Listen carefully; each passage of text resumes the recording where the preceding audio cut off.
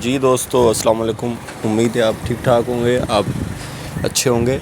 آج ہم کافی ٹائم کے بعد پھر آئے ہیں آپ کے سامنے ایک مشق لے کر۔ ایک دوست کا ایک نامور آٹو کا نام ہم لکھیں گے آج، اور آپ دیکھیں گے کہ ہم نے یہ لاہوری انداز میں اردو کے جو اسٹائل ہے، جو اسلوب ہے، اس میں ہم یہ کام کر رہے ہیں، اور آپ دیکھیں گے کہ یہ ہم نے اس باریکی سے کوشش یہ کی ہے کہ بہتر سے بہتر ہو سکے، اور چوک سے عام چوک جو بورڈ پر استعمال ہوتا ہے اسے استعمال کیا جا رہا ہے، تاکہ انتہائی عام آئٹم سے بہتر کام ہو سکے۔